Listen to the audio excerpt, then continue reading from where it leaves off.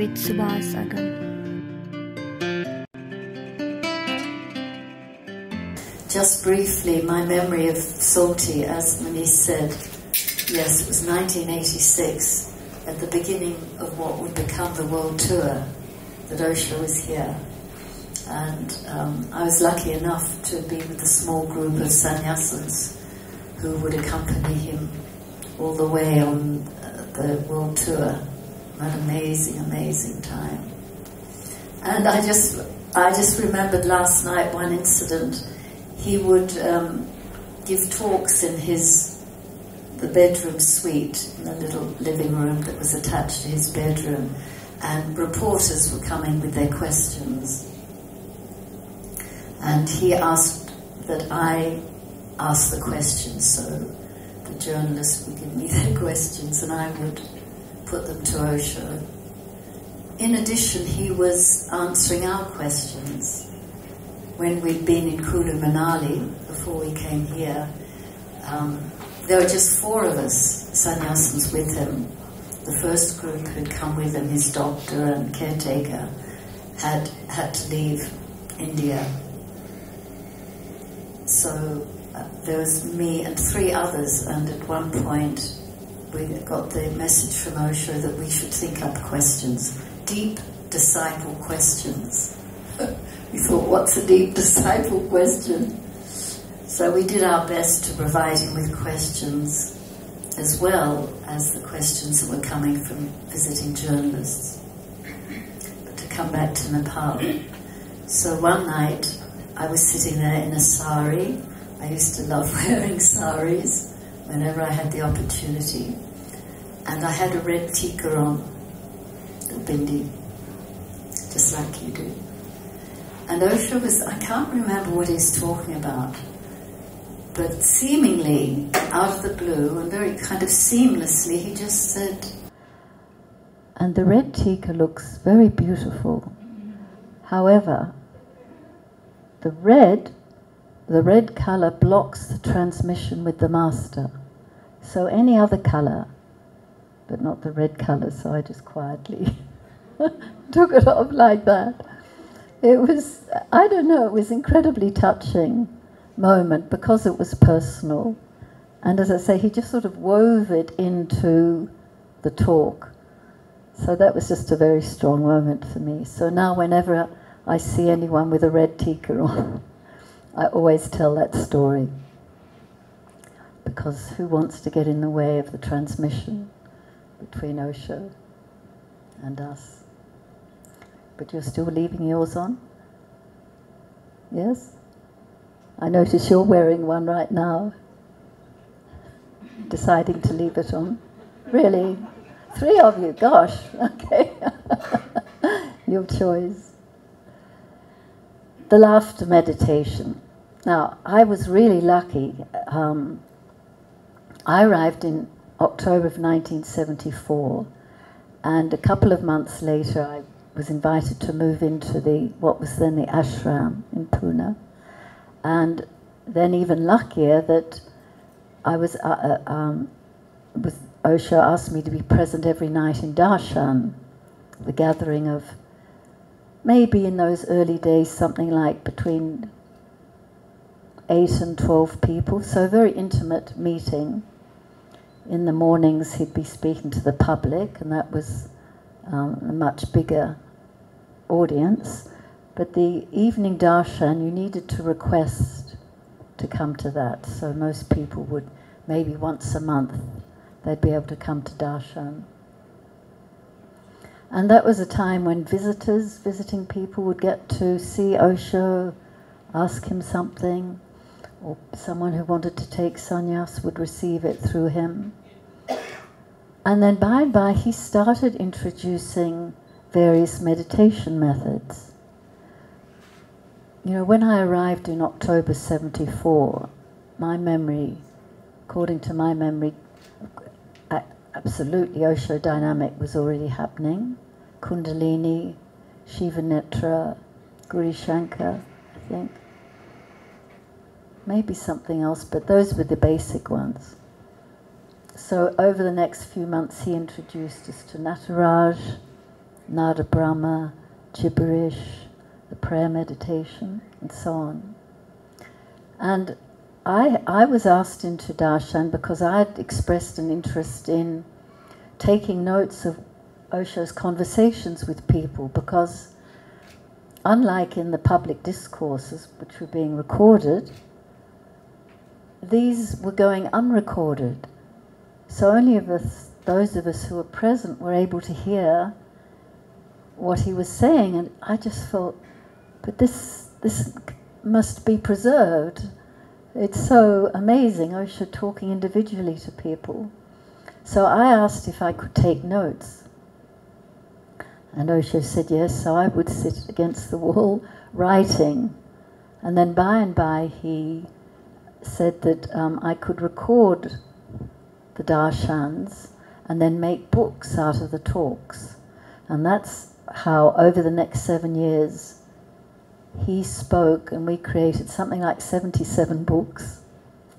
So remember, he was speaking those in the evening as well as talking in the morning. So creating books from the morning and in the evening. Amazing, amazing output. So that was my job.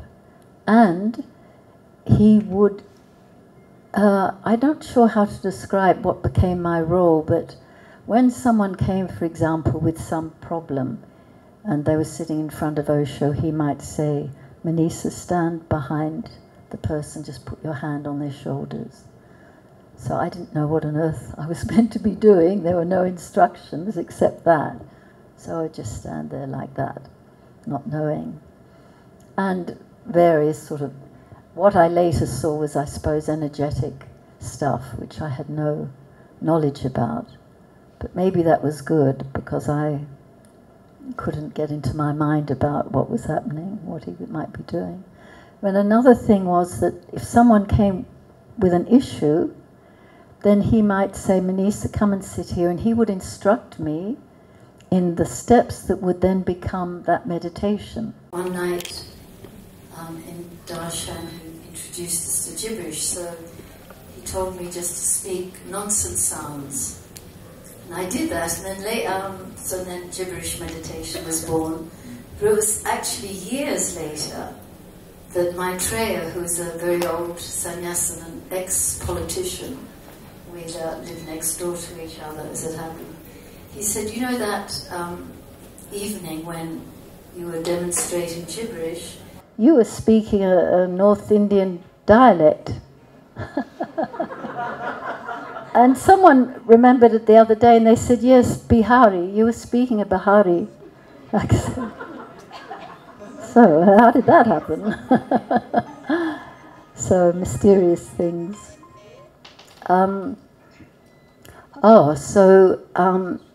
Nada Brahma, one evening, again, I can't remember quite the context, if someone had come with a particular issue, that's usually how it came up, that they'd come with some issue, and then Osho would say, Maneesha, come here, and then describe the steps of what was going to be a new technique, and then say to the person, so you begin this. So I got to put this down to demonstrate. Yes, so he said, after explaining the humming bit, just put your hands at your navel, as we all know. This is what he's saying to me. I'm not telling you to do it, but you're welcome to do it if you want to. And very slowly, let your hands come out and feel your sending energies out to the universe. Hands are moving so slowly that if someone was to watch, they would be able to see the movement. It's so slow. And then he said, then turn your hands over and do the reverse. Again, very, very slowly. And then he said, this time feel you're taking energy in.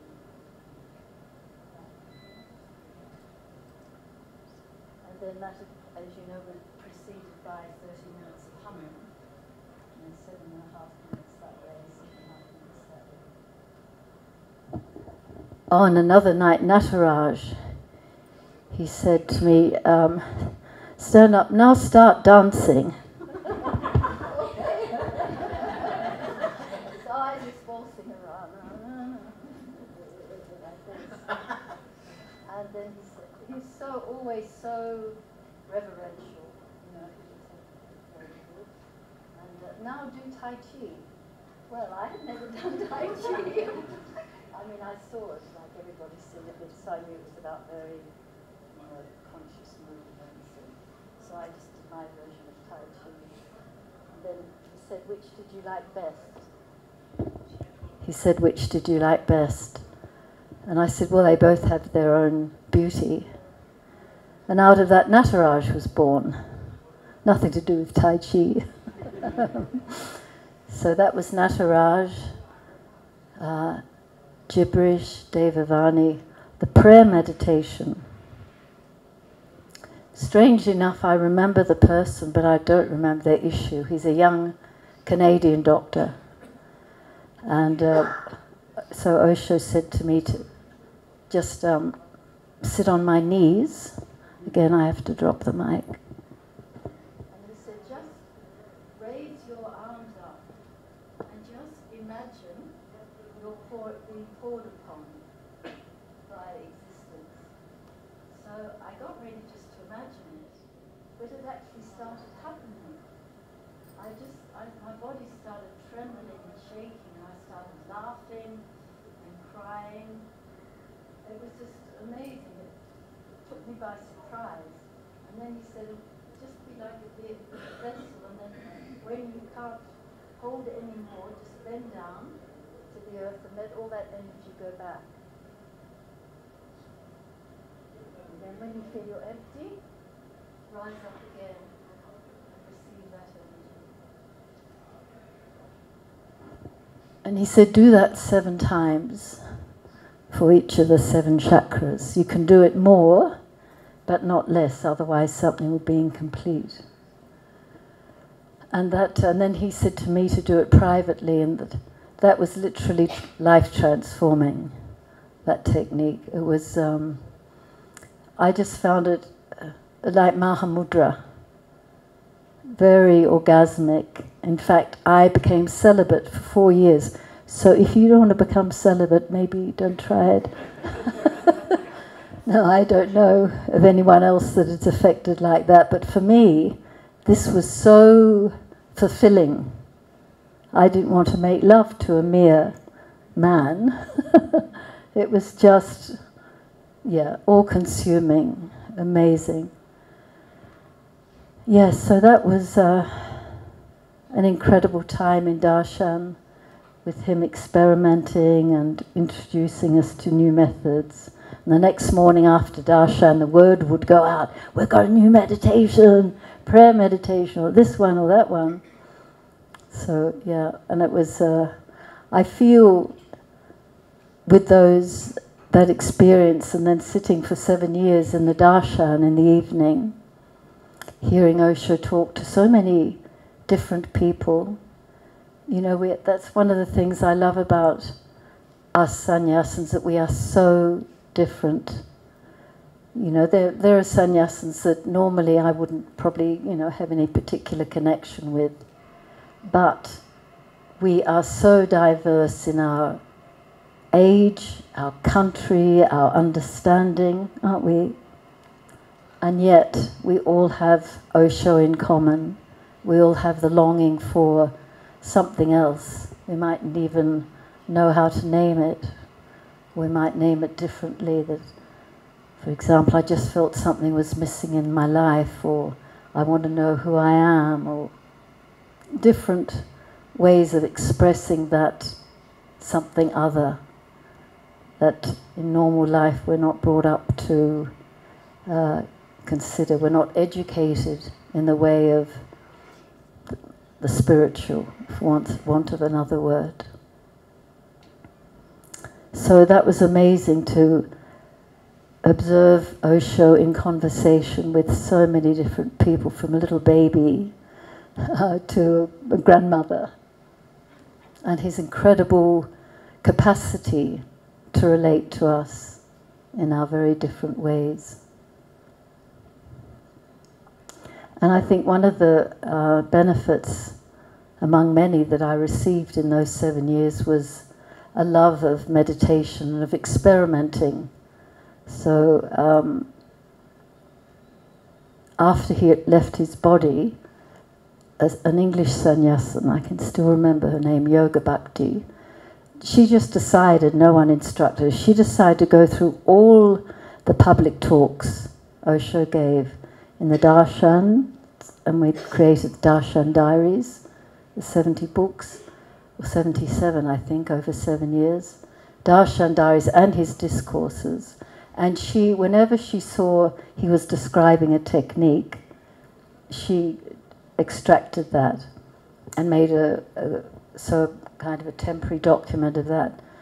And then I heard about it and I said, could I also work on it? So I took over from her and put the techniques in different categories, like, you know, techniques to do in nature, techniques to do with sexuality, techniques around emotions, many different categories. And I gave each technique a name, and then things like when to do it and where, if there were special things about the when and where, and then the steps, 1, 2, 3, 4. And in that way, at the end I saw there are over 500 techniques he's given us.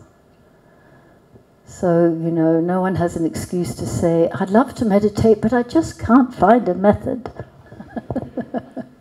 Because you're bound to find many if you explore all that Osho's made available. And it was interesting the other day in the meditation resort in Pune. I've started doing, being part of the social media team just recently, not only taking photos of the resort, which is so beautiful, but talking to people, doing little video interviews of 60 seconds. And a Japanese sannyasin who visited India for the first time and explored some other ashrams before she came to the meditation resort, she was blown over by how many techniques there were and the freedom to try them out. And she said, it's incredible. It's like a spiritual supermarket. and you do what you want to do. And I thought, well, of course you do. But then I realized, you know, in ashrams, there's like one technique, you know, either vipassana or mantras. And if you are going to be at that ashram, that's what you do. And it's completely different with Osho. There is such a vast array, isn't there? So many different techniques, and you know, it's our freedom and responsibility to experiment with them and find out what sits with us, what works for us. So that's an incredible gift among the many from Osho. So can I begin with the question? Yeah. So.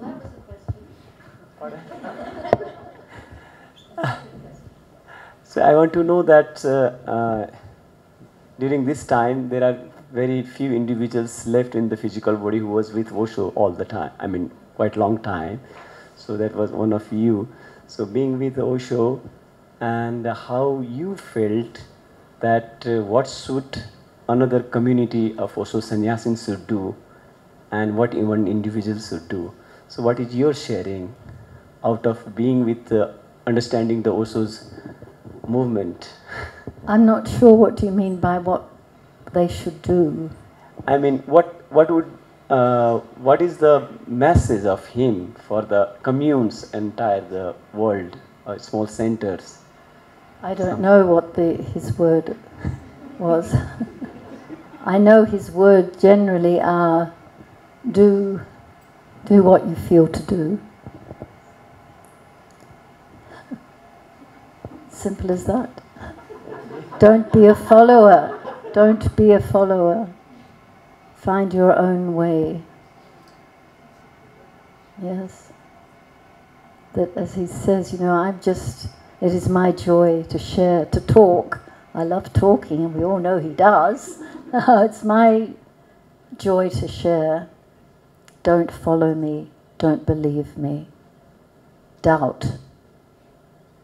Actually doubt. So, enormous freedom to be ourselves, to tune into ourselves. And of course that's part of his device, isn't it, of saying so many seemingly contradictory things. We can all quote, Osho says this about that, and someone else says, yes, but he said just the opposite. And I feel that's so we don't create a doctrine of this is the final word, Osho has said this about that, about marriage or having children or whatever.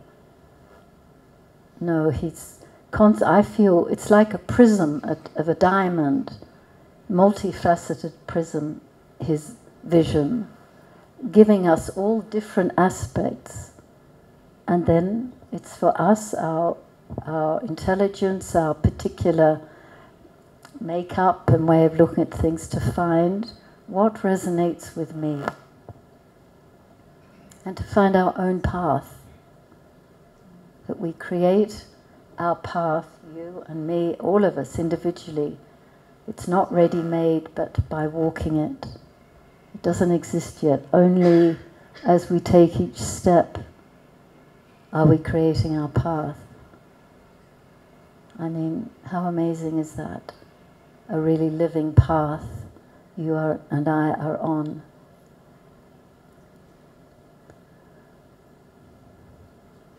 Does that answer your question? Yeah. Not really. Thank you so much. Is there anyone who would like to have some questions? Okay, I'm going to give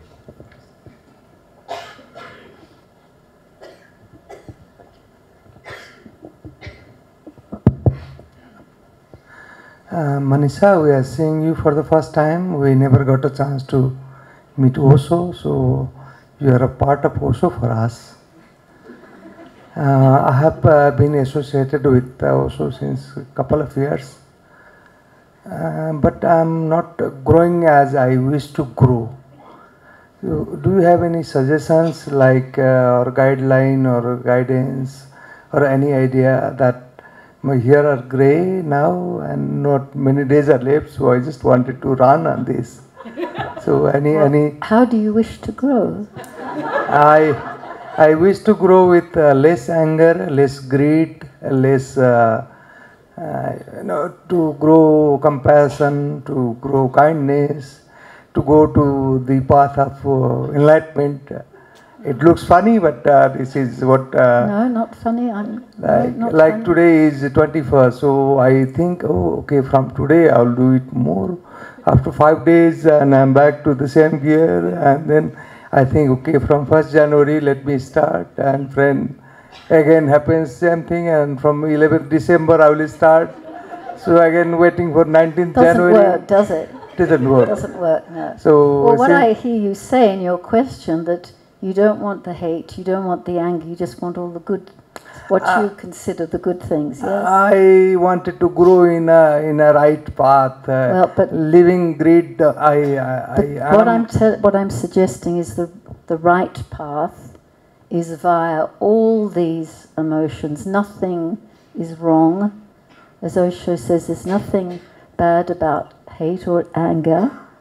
They come up in us. We're human, we're feeling. Just add the ingredient of awareness.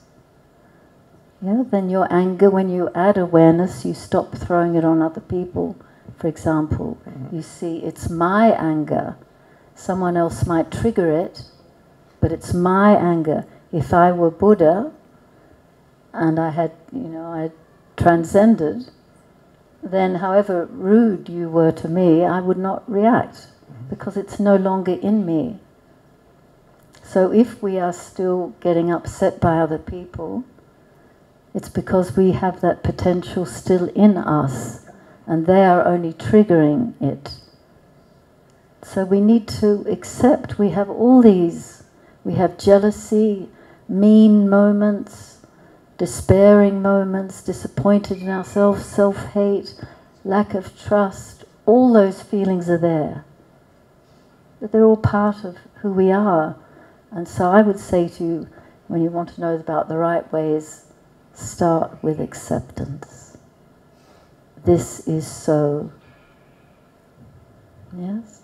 And here's a technique also, which I find terrific, because it's really small and you can immediately incorporate it into your everyday. It's a Buddhist technique called take note 3 times. So say you're in a supermarket queue and you don't have a lot of time, maybe you've got the car parked and it's got limited time, and then someone in the very front of the queue with the checkout person is making a fuss or forgotten something, just to go back and get it. And you're looking at your watch and you're really getting impatient. Now, instead of getting all roiled up inside with impatience, you notice I'm feeling something. Now, if you observe, all feelings have an emotional component. Have you noticed that? When you're angry, well, let me talk about myself. If I'm angry, I'm irritated, I feel a tightness, a contraction in my belly. If I'm feeling loving, joyful, I feel really expanded in the heart area. So this is a really important clue. Notice when an emotion comes up, what's that? I've got a feeling. Where's it registering? Oh, that's my impatience. Let's say in this example. So you notice it. So inwardly, you say in your mother tongue, impatience. Now immediately, because you've acknowledged it, you're not saying I love it, you just acknowledged it. This is what's here in the moment, impatience. Now you've named it, so it's already moving up out of the unconscious, because you've acknowledged, yes, you're there, and you are impatient. So it's come up a bit. You say it a second time, impatience. It's that much more conscious coming into the light. A third time, impatience. And now you have a greater chance of objectifying it, meaning you may now have the distance, the clarity to realize, yes, I did have that feeling inside me a moment ago, but it's not me. Yes? Because I think part of the let's say them called the challenging emotions is that we feel something like jealousy, anger, impatience, and then we judge ourselves. I shouldn't be feeling like that, which only makes it more complex. The situation becomes compounded by our judgment. With this method, we're just adding awareness rather than a judgment, a condemnation. We're saying that's there. So by the third time, impatience, you can have the clarity to see, yes, that was moving through me just now, but it is not me. It wasn't there half an hour ago. And then you can just, see that it's not me and let it go. And I personally, when I use this technique, and I do use it, because I'm what's called a hot reactor, I do tend to get impatient, because I'm quite speedy. And then I just feel, when I've said it 3 times, I feel it's going into a river and just going into the ocean. So it's also important to be able to let it go. Yes? So that's something else about emotions, that we tend to hold on to them. Hold on to the ones when we've been hurt, when we feel someone's misunderstood us, they've hurt us. We tend to hang on and brood over it. That's what the mind does. Yes? And of course the positive ones, love and joy, we want to hold on to. So whether they're negative or positive, we tend to hold on to feelings. And the very word in English, feelings or emotion, means by the very nature, feelings move. So we need to learn the art of still feeling. We're not saying let's not become ice blocks, not able to feel. Feel them, the anger, the this, the that, with awareness, the joy, the love. When it passes, let it go. There's a lovely poem by Rumi, you might know, called The Guest House. And anyone know it? Yes, it's a famous one, isn't it? And he talks about how all the feelings that we have are visitors or guests. We are a guest house. So happiness comes to the door. We say, oh, hi, happiness, come in. Take a pew. Don't go. Don't just be a guest. Move in with me. Happiness stays a while. Then it goes. Then another knock at the door and we go, oh, sadness. No, I don't want you. No, sadness is, yeah, but I'm coming in. So sadness comes. And then in time it will go. Unless we hold on to it. If we try, no, you're not just a guest, I'm going to hold on to you. It gives me something to feel sad or hurt. I'm going to hold on to you. But if we can let them go. Rumi says, even if the feelings, what's a lovely expression, something like, even if they sweep you out, they might be clearing you out for some new delight. Or somewhere else, a message from beyond. So, to acknowledge, honor everything in us. It's all energy. All our feelings are just different expressions of the one energy.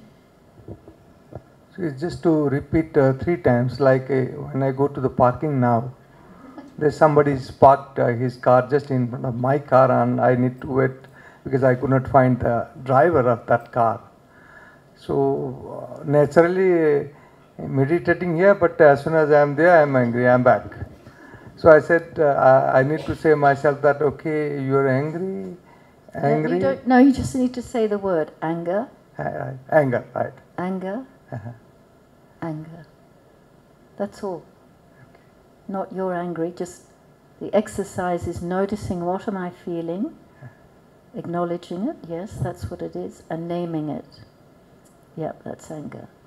Then anger, anger, anger. Thank you so much. It's such a wonderful technique. So this will be a terrific guide for you on the path. Acceptance of whatever life brings, because that's the start of transformation. We can't get there on the path if we don't acknowledge we're here. Yeah. This is the starting point, wherever we are. So accept this is where we are, then movement can happen. Thank you so much. Thank you, Maneesha. Okay.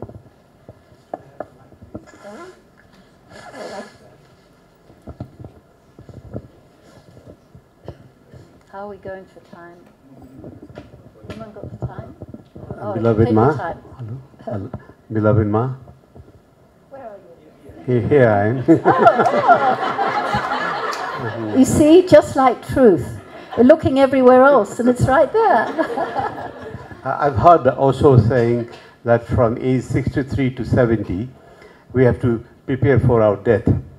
I'm already 68. Now there's 5 more years to go back to my original home. Could you speak on our preparedness for death? I will not only speak, but offer you the choice of 2 workshops that are coming up. Is that so? Yes, so now we're on this subject. Deepika, can you remember the dates of the first one at Osho Tathagat, Osho Bardo workshop? 25th evening? 28th evening, is it? So it's a 3-day workshop at Osho Tathagat called Osho Bardo. And this workshop, and then a second one, which is 4 days at Osho Jagran. Yes, that's going to be a bit longer, a bit more intense. Are both about death, preparing consciously for dying. I've made this my work for the last 20 years, kind of specializing in death. having specialized in life for many years, traveling around the world, running workshops. Because, well, several things. The first time in our, what was then the ashram, in 1975, I think it was it? Vipassana's death. A young woman, I mean, we were all... Vipassana. Yes. We were all around, I was 27, she was about the same age. At that time in 74, we were between the Westerners, between 25 and 40, perhaps, so a pretty young community. And Vipassana was a very extrovert Dutch sannyasin, a lot of long hair, very wild, played the guitar, lovely, lovely woman. And her brother, Viyogi, was the complete opposite. Very good looking. He looked like a gypsy or a pirate. Long black hair. All the girls were mad for him. But they were so different. And she was in a Vipassana group and she suddenly collapsed. And she was kept alive for a week on life support in a local hospital. Then it was decided, of course, talking to her brother Viyogi, that she should be, the life support should stop. And just on the way to the main story I wanted to tell you, this is such a strong story to hear. Viyogi was holding her hand, and the machine with the ECG was there, and it was switched off. I'm going to get emotional. And he said he felt a great rush of energy on his arm. And as I said, he was a very unemotional person, but he was filled with this very wild, exuberant energy of his sister. And he was suddenly laughing and crying and ecstatic. That was such an incredible story to hear. You know, one aspect of dying, that this release of energy of someone who's clearly been very joyful. So I feel Vipassana left in a very joyful space. So much so that even her rather serious brother got filled with her ecstasy. So that was the first communal body leaving that we celebrated. And Osho called us together into the discourse place what's now the Chantazu. And he talked to us, there's several hundred people. And something? He said, I want you to learn to celebrate living and to celebrate dying. If I only teach you how to celebrate living, then that's only half the story. And when I leave my body, I want you to celebrate. And so it was sort of an experiential lesson in how to be with dying. A very strong, really a pivotal moment, probably in our individual lives, but also our collective lives, the sannyasins with Osho. So he talked about when you go to the burning ghats, go singing and dancing and give her a beautiful send-off. So we did that. We took her body down. We had musicians playing the drums and the violins and the guitars, and we were all dancing, taking her body down to the burning ghats. And of course for the Indian sannyasins this was not so unusual, wasn't unusual at all. But for us Westerners, it was amazing. And down at the burning ghats, there was, this woman who was the age of many of us. She wasn't some ancient old bird like me, 77. She's young, 27. And we were just singing and dancing, because this is what Osho had said, learn to celebrate everything life gives you. Death has its own beauty. Yes, life has its beauty, but death also Not only that, but death is the culmination of life, so celebrate. So we are learning, as we are burning, a young woman to celebrate. And it was amazing. In those days we wore bright orange, not maroon. And we all had long hair, even the men. Everybody had long hair. And just dancing, and the orange flames were burning high, and we were all just dancing. And I remember thinking, I feel like a pagan. And also, how right this is. It just felt, this is right, this is the way. When before I became a sannyasa, I'd trained as a nurse, a general nurse, and then later a midwife and a psychiatric nurse. But of course, in the general nursing, I'd been with people who just died and had helped what we call lay out the body, prepare the body. So I was very familiar with the Western medical view of dying as a professional calamity. You know, this is disaster, we've lost somebody. You know, people, at all costs we must keep people alive, disregarding the quality of life they might have. No, living at all costs. And Osho has a totally different view. So, just to say, I'd come with the Western view of dying, death is a tragedy, to be mourned, to here I was dancing, and how right it felt. It was just so beautiful. So that was the start. Who asked me about death? You did. Yes. That was the start of my interest in this subject. Wow, this is amazing. And then later I did a degree in psychotherapy, and I just became more and more curious about death because it's a subject that fills most people with fear. And I began to get, understanding Osho's vision, it's not necessary. It's a misunderstanding. We've bought into society's superstitions and beliefs that death is wrong, death should not be, death is scary, avoid it at all costs. Live as though you're never going to die. Don't talk about death at the dinner table. And I just thought, this is not needed. So I decided then to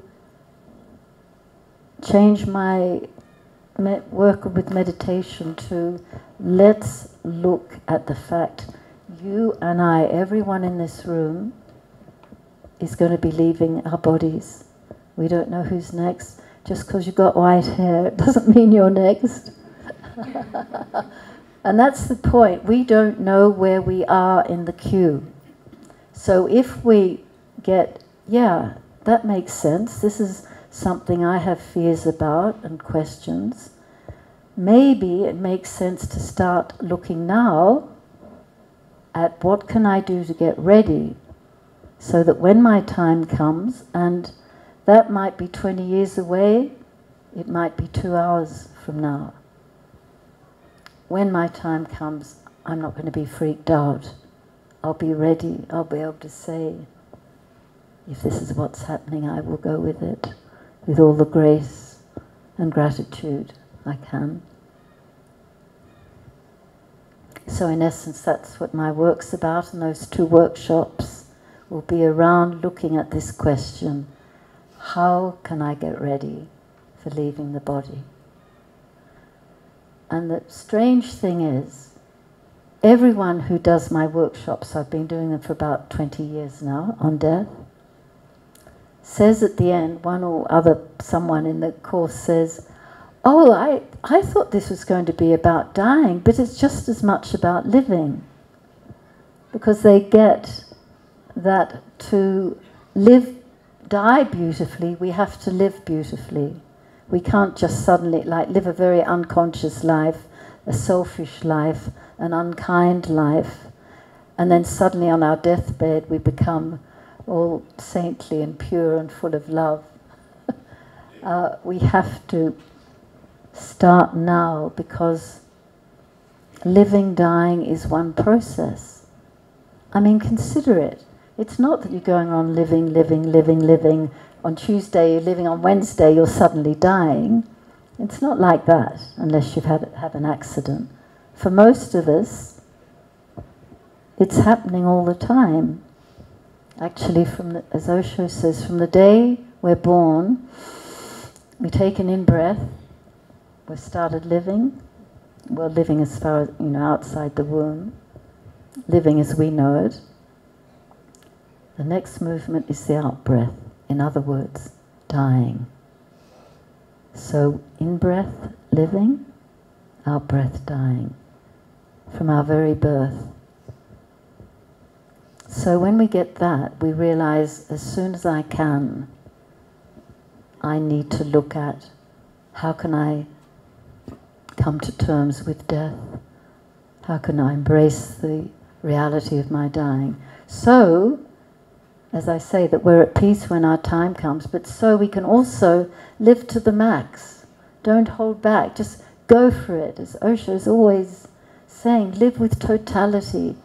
Give every moment, everything you've got, as though it's your last moment, because maybe it is. Okay, Maneesha, I have one question for you. Today being such an auspicious day for us, for all the Sannyasins, as we are celebrating Enlightenment Day today itself, what does it mean by enlightenment? Enlightenment. As we are celebrating today, 21st of March. What's your feeling? I don't know. That's why I'm asking. I don't know. What really does it mean? How to describe it? The actual well, the word, there's a clue in the word, isn't there? Enlightenment. I mean, I've heard Osho say that we are made of light, we're full of light. And that it's not that we become enlightened, but we relax into it. Yes? The seeing, the getting that I am enlightened already. Now here's a funny story. When I was, years before I was a sannyasin, someone lent me one of Osho's books. And I, at the time, was very resistant. People were swanning around London in orange clothes and malas, and I was like, oh God, a cult, I don't want to be part of a cult.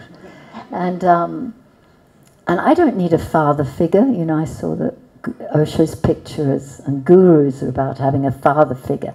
I've got a perfectly beautiful father back in Australia, so I was not interested in the movement.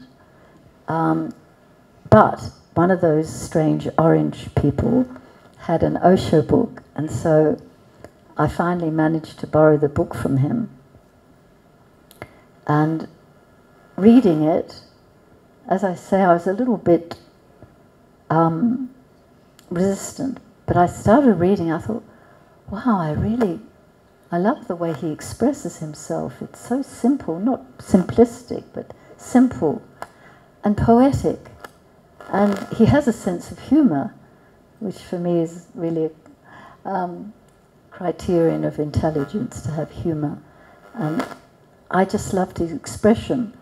And then out of the blue, I wasn't asking myself this question, came the voice or whatever, this man knows the truth.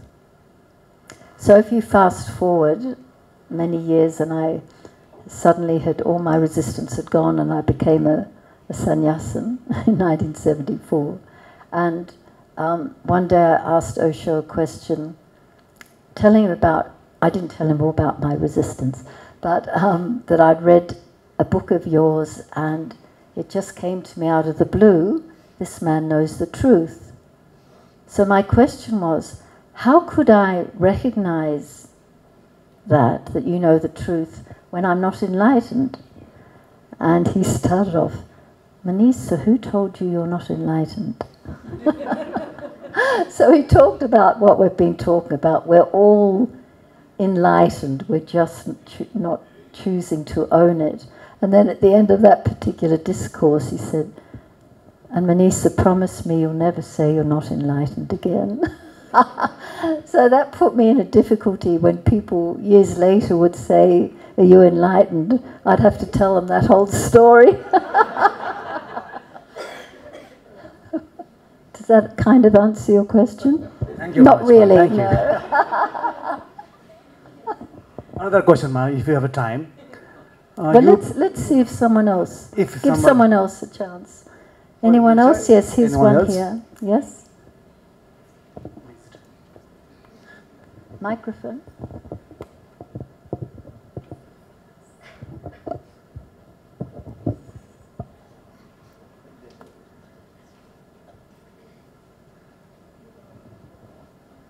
I have actually noted down the question in my phone. So actually, I am not afraid of my own death, but I am very attached to my parents and my loved ones. And the thought of losing their physical presence makes me really very scared. And how do I come to a balance about? How do I come to a balance? Yeah. Come to one of my workshops.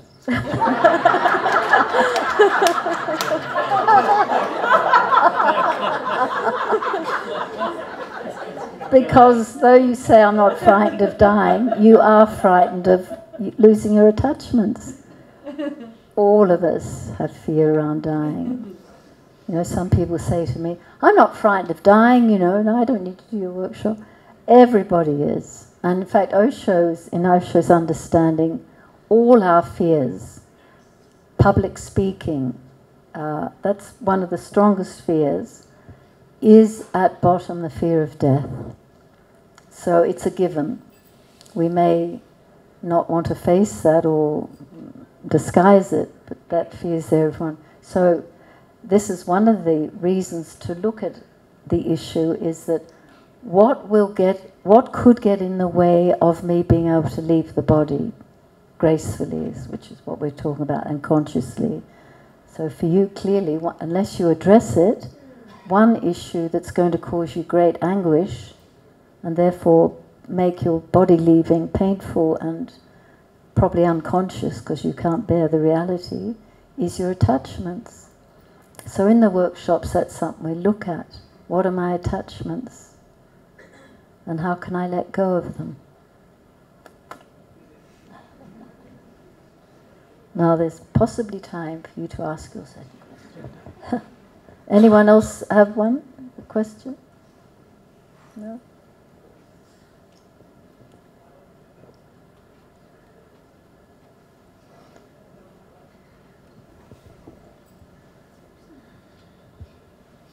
Thank you so much. Thank you for your being. Well, this is not my question. I was already dancing for many, many days. So my sister is really excited to see you, but she could not be here. So on her behalf, there's a question. I realize that I'm the believer of God. Now I want to find if God really exists. How can I separate my belief to see the truth of God? Gosh. Let me get back to her. Well, you know what Osho says. God is a hypothesis. It's a belief. It's a belief. That's all I can say, that we know that. I know that it's, for me, Christianity has given me that idea. But it's not my reality. For me, it's about trust in existence. And I don't have to say, does existence exist? Existence is. So I don't really know how to answer that, except ask herself, what proof have you got for that? It is just a belief. And if you're happy to live with beliefs, they're just, as far as I'm concerned, psychological props. And when we're leaving our body, because they're just psychological, they're not going to be a help in the end. That's my own feeling. So, we're getting near that time for the end, aren't we? Yes. So, the workshops. courses, workshops, not a very good word. The first one is at Osho to Target on the 28th evening, you said? 25th, that's what I thought. So that's just, today's the 21st. So the 25th evening at what, 6 is it? Or people get there at 4 to register. It's Nichitwan, Osho to Target. It's Vidua's Center. And that will go for 26, 27, 28, 3 days. Yes? On death, dying, how we can prepare for it. And the process, a meditation I created with a fellow sannyasin and facilitator called Osho Bardo, which is based on the Tibetan Bardo, but a contemporary version that Osho had said is what we need, so we created it. And then Divine Doors, 9th evening, 10, 11, 12, 13, 4 days, so that'll be a bit more intensive at Osho Jagat. Divine Doors. Oh no, so the first one is a meditation camp, right? Seeking the Pearl. The first one is not Osho Bada. Seeking the Pearl. That's from a beautiful quotation of Osho. The pearl being our inner being, or witnessing self. Seeking the Pearl. So that will be a meditation camp, starting with dynamic, and then, so we'll have some we'll always have dynamic, Kundalini and evening meeting, plus one other active meditation. And then I want to introduce you to some lesser known techniques of Osho, because most sannyasins don't know of the many, many, many other techniques. You know, I was telling you about this compilation made with Yoga Bhakti. So many other techniques that most of you don't know about. So this meditation camp, we will experience some of those lesser known techniques. So that's the meditation camp. Then the next 2 courses, one at Divine Doors and one at Osho Jagat, around Osho Bardo. The second one being 4 days long. Okay? Thus? So, I think it's probably time for another dance. So thank you guys and girls for this lovely day together, this joyous, juicy, Osho-filled day. Let's celebrate again.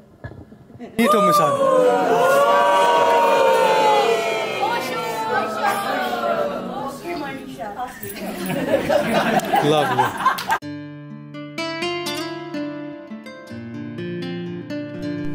The Secrets of Life with Subhas Agam.